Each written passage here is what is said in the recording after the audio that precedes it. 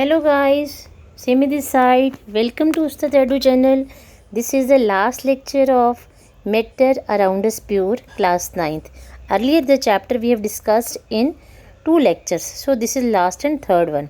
Now we will discuss what is solution. Solution क्या होता है? Solution is equal to solute plus solvent.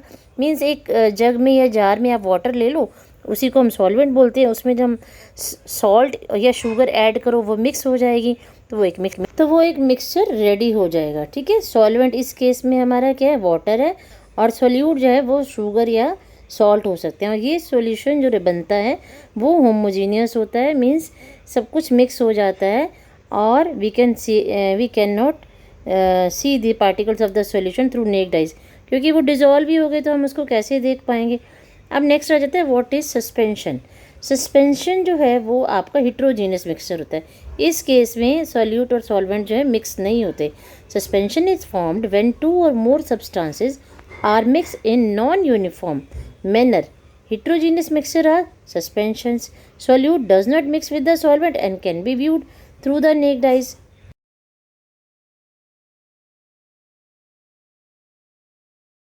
फिर जो हमने मिक्स किया, जो हमारा सॉल्यूशन रेडी हुआ सॉल्यूट प्लस सॉल्वेंट बनकर, चाहे वो मिक्सचर हमारा होमोजीनियस हो या हिट्रोजीनियस हो, उसकी हमको कंसंट्रेशन भी चेक करनी होती है.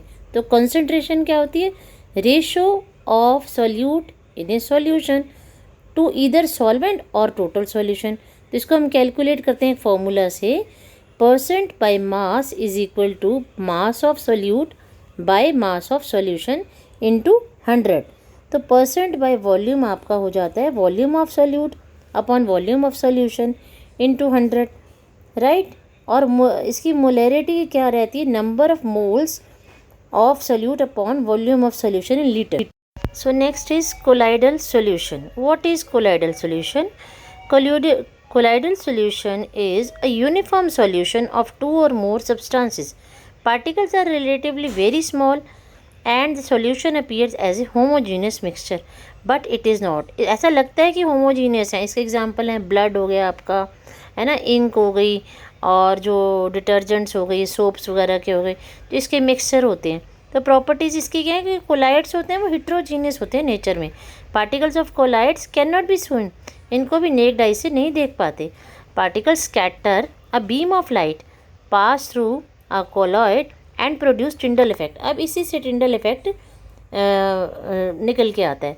कोलॉइड्स जो होते हैं are stable in nature. The particles of colloid can not be seen with naked eyes. तो जो कोलाइड्स के पार्टिकल्स होते हैं वो हम नेक्ड आई से नहीं देख पाते.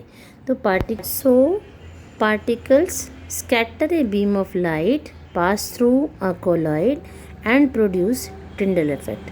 तो इस तरीके से टिंडल इफेक्ट दिखाई देता है. तो colloids are stable in nature. Particles of colloid do not settle down if left uninterrupted. We cannot separate the particles of colloids through filtration. We use a method called centrifugation to separate the particles of the colloids. अब हम करेंगे what is Tyndall effect. Actually Tyndall effect होता क्या? When a beam of light is passed through a colloid, the particles of colloid scatter the beam of light, and we can see the path of light in solution.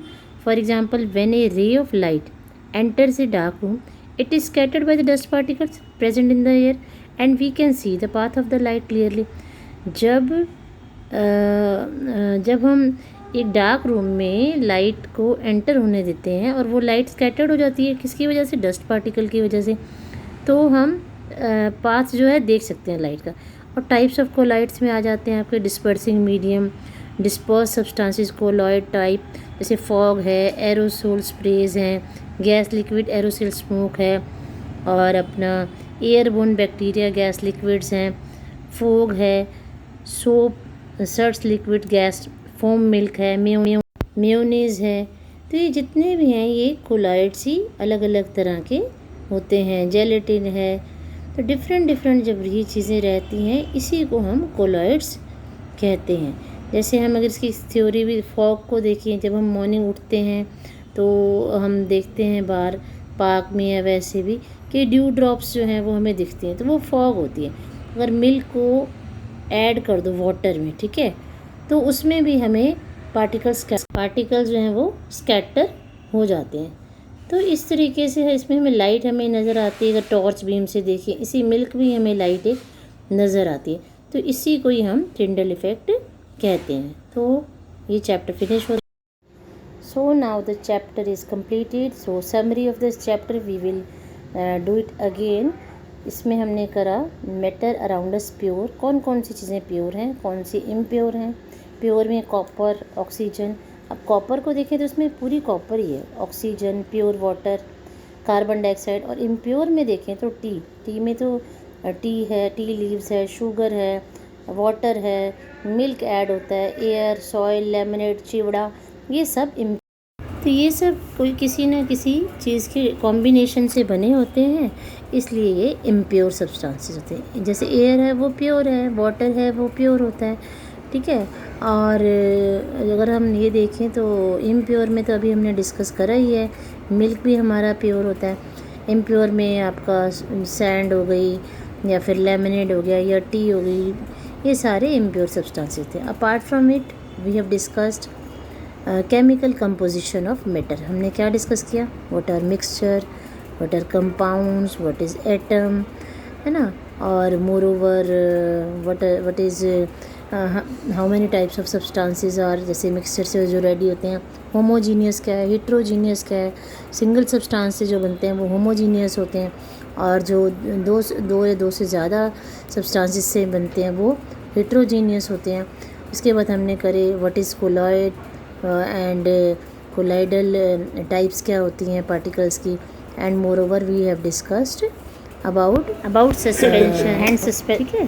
तो ये सारा chapter हमने discuss करा। Matter है क्या, anything that occupy space and has मास, है ना। Homogeneous, heterogeneous mixture के बारे में हमने स्टडी करा। तो इसको अब हमने दो पार्ट्स में, मतलब फर्स्ट और सेकंड चैप्टर में matter around us pure and matter in our surroundings में मैटर को एटलीस्ट हमने बहुत अच्छी तरह से अंडरस्टैंड कर लिया है। सो गाइस, आप मेरे चैनल को लाइक कीजिए, सब्सक्राइब कीजिए, और कोई क्वेरी है तो आप कमेंट बॉक्स में लिखकर भेज सकते हैं। Okay then, bye bye, see you.